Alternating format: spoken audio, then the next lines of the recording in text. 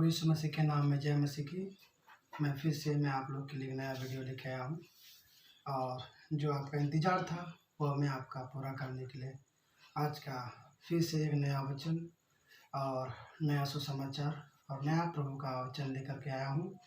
और मैं आप लोगों को धन्यवाद देता हूँ कि मेरा वीडियो को आप देख रहे हैं और जो प्रभु का ज्ञान जो हमें मिला और मैं आप लोग के बीच में शेयर कर रहा हूँ, जो आप लोग इस वीडियो को देख रहे हैं। तो मैं आप लोग के लिए एक सुसमाचार और फिर से एक शुभ संदेश लेके आया हूँ और मैं चाहता हूँ कि आप लोग ध्यानपूर्वक सुने। विशेष करके जानकारी ये चाहिए और आप लोगों को लेने की आवश्यकता है।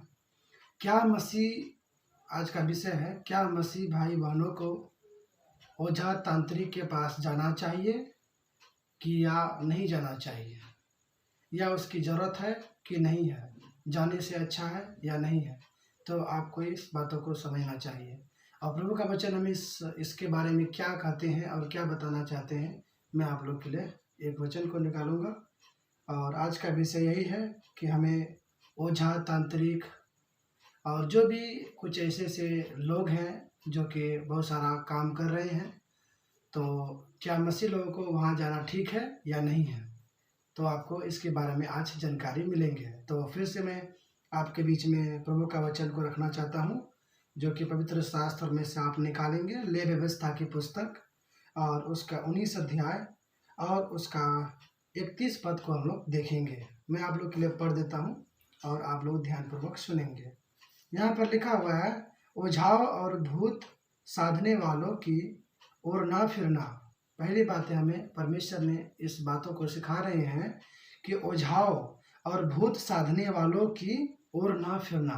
इसका मतलब है ओझा तांत्रिक, जो भूत को भगाने वाला, भूत को चाहने वाला, भूत को मंगाने वाला जो होते हैं, उससे हमें क्या करना चाहिए, और नहीं फिरना चाहिए, उसके पीछे नहीं जाना चाहिए, उसकी बातों पर नहीं चलना चाहिए, क्योंकि हमें परमेश्वर आप बता रहे हैं कि उसके पास कुछ भी शक्ति नहीं है जो कि आपको करेंगे। और मैं और आगे पढ़ना चाहता हूँ, और ऐसों की खोज करके उनके कारण अशुद्ध ना होना। दूसरी बातें हमें यहाँ बता रहे हैं कि हम उसको, जो ओझा या तांत्रिक या भूत को भगाने वाला या भूत को चाहने वाला, जो भूतों को साधने वाले होते हैं, हम उसको खोजने वाला भी हमें नहीं होना चाहिए और उनके कारण हम अपने आप को अशुद्ध करते हैं। परमेश्वर के नज़र में, परमेश्वर के सामने में या परमेश्वर के नज़र में हम क्या है, उसके अशुद्ध हो जाते हैं। हम प्रभु को शुद्ध या पवित्र नहीं हो पाते हैं। जैसे परमेश्वर ने पवित्र है वैसे हमें पवित्र बनना चाहिए। जैसे पहला पत्रस 1:16 में लिखा है, जैसे परमेश्वर पवित्र है वैसे हमें भी पवित्र होना अवश्य है। तो इसीलिए तीसरी बात में बताया कि उसकी खोजी हमें नहीं होना चाहिए। जब भी हम समस्या में पड़ते हैं, या आपका पड़ोसी या आपका घर वाले या आपका कोई भी ऐसे लोग हैं जो प्रभु पर पूरे तरह से विश्वास नहीं करते हैं, तो वो क्या करेंगे, ओझा या तांत्रिक या भूतों को भगाने वाला या उसको चाहने वाला, ऐसे लोगों के पीछे वो चले आते हैं, फिर जाते हैं।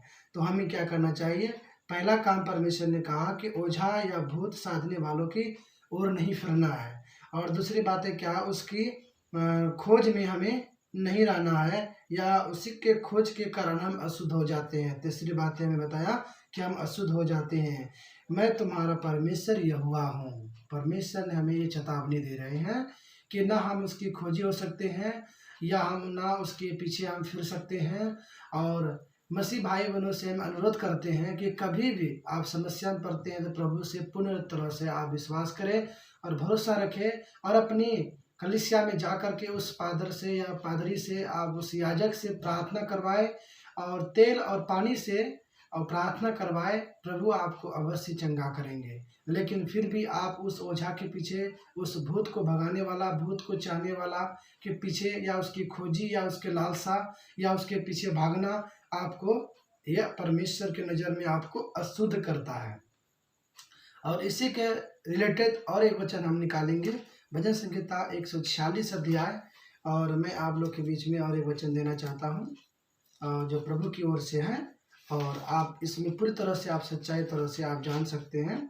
भजन संहिता 146 अध्याय आप स्क्रीन में भी देख सकते हैं, या नहीं तो अपने बाइबल खोल करके भी आप देख सकते हैं।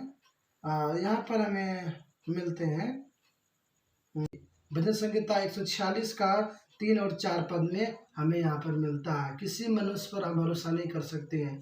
जो तांत्रिक, जो ओझा होते हैं, जो भी वेद होते हैं, वो एक मनुष्य है।